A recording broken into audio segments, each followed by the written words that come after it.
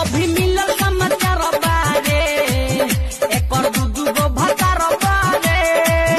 होके एकर चक्कर में तबा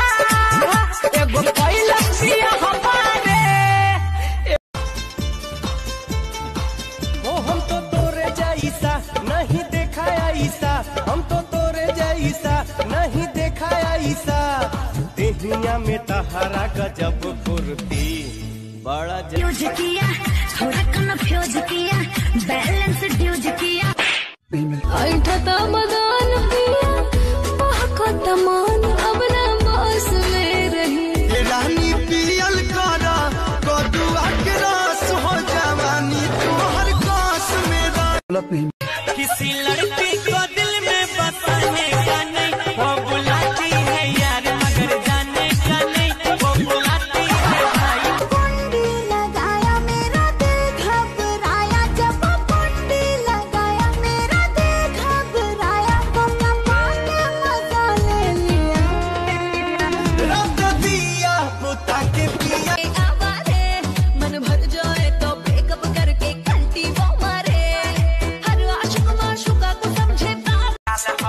आइल बंगाल से बाहर के चाल हो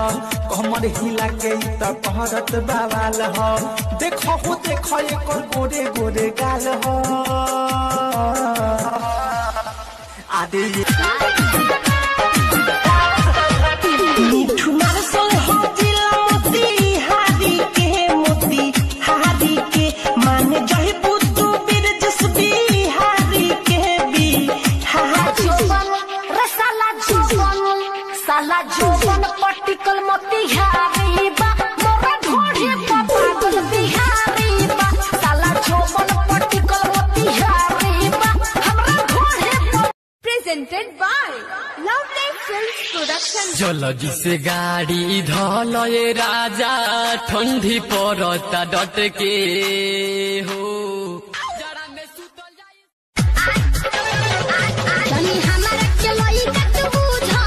तड़पत बा भीतरी जवानी ठंडाई दे हम तोरे गरमी भर दे हम हौदा में पानी हेले खाए के बनल रही बोटी तबे खेलबू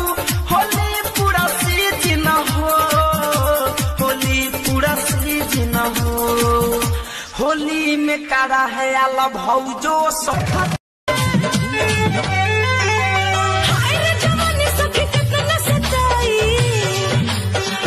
हाय रे जवानी सखी कितना सताई कपले अकेले घरे रतिया बिताई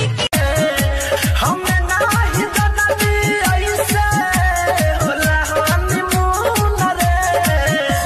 कि मुआ ना मार के कोइले बसून दुनु बैलून रे दाबी कलच के रोहिल बच के